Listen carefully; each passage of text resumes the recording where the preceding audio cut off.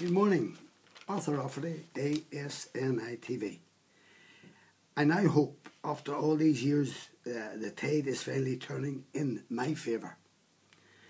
I got a message left on my answering machine from a legal firm in Belfast stating that they wanted to speak to me and left a name for me to contact them. I returned the call hoping it was not another bogus call, as I have received dozens of crank calls from sick individuals who seem to take great pleasure in phoning my 2 advice centres and abusing my staff. But this call was a genuine call from a firm of solicitors. I asked for the name I was given and was put straight through. I spent about half an hour speaking to this gentleman, and he was able to quote many of my stories from the YouTube. I think I have a fan there. He was looking forward to a face-to-face meeting with me, so we arranged to meet and go for something to eat. We met 2 days later in the centre of Belfast.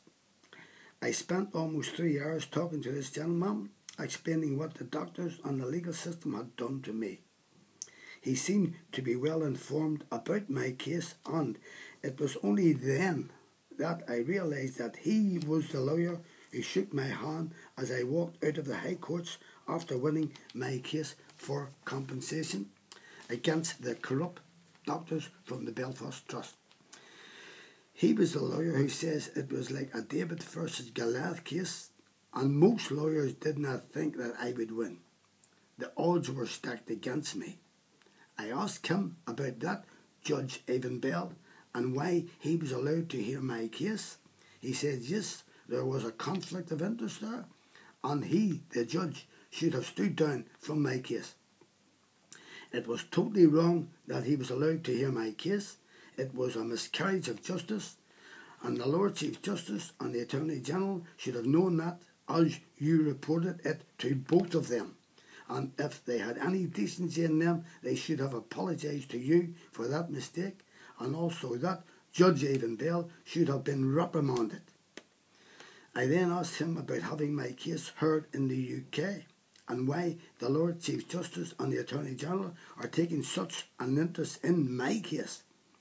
His reply was, normally they like you to have cases heard where the crime was committed, but in your case, with the corrupt Judge Evan Bell and the Lord Chief Justice and the Attorney General siding with him, and to add insult to injury, nothing was ever done about Judge Evan Bell.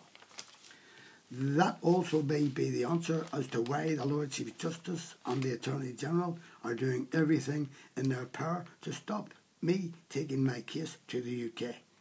So they do not have to explain about siding with that corrupt Judge Evan Bell, and to why no charges were brought against him by the Lord Chief Justice and the Attorney General.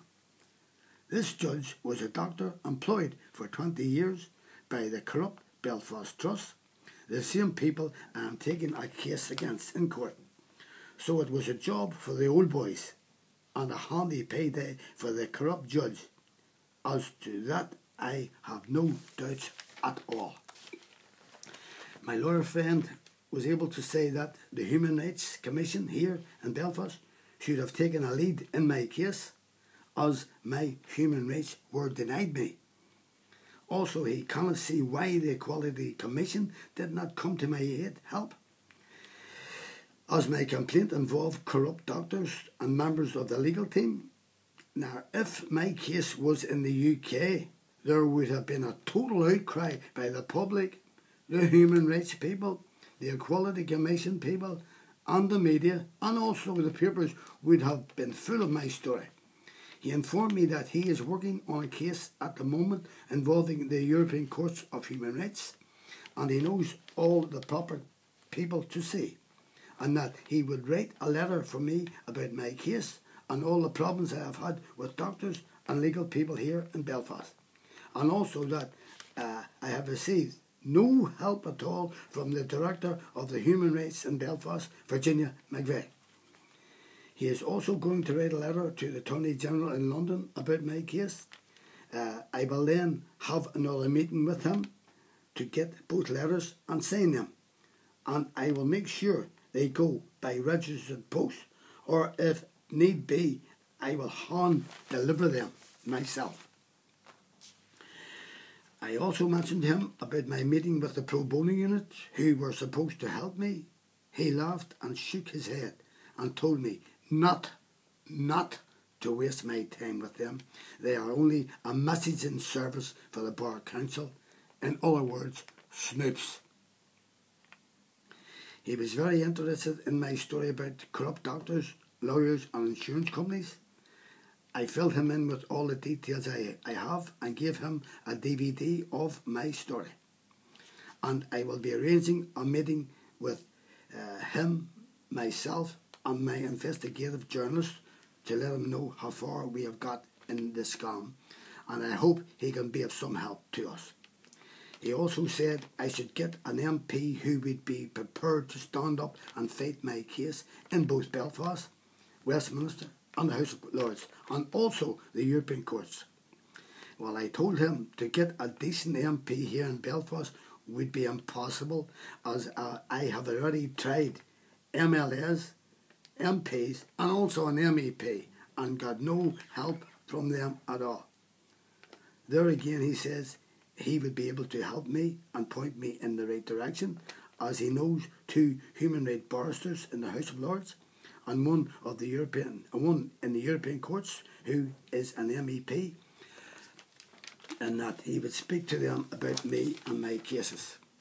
I told him I would be prepared to travel to London or Brussels at a minute's notice to get my case heard, as these people are void of conscience and morality. I found speaking to this gentleman the knowledge he had was unparalleled, and I look forward to our next meeting.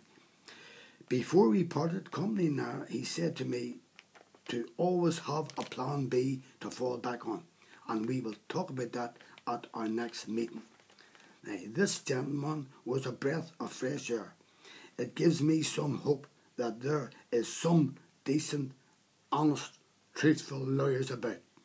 He is the first I have met in over 14 years dealing with corrupt doctors, corrupt lawyers, and now corrupt judges. Now, anyone who would like a tip of this story or any other of my stories can call me on my mobile 07715 921137. Leave your name and address and I will send you a tip free. Thank you. Anyone who has a story to tell and wishes me to air it, I can call me on my mobile 07715 921137, or I can send a reporter out to get your story. And remember, I will tell your story as you tell me. Nothing will be cut out. Now, you can listen to more of my stories on YouTube, ArthurRafferty.com, YouTube Arthur Rafferty, Arthur Rafferty Docker, YouTube Jackspot 2012. My email address is arthurrafferty1@gmail.com. Now, thank you for watching ASNI TV, and I will see you soon. Good morning.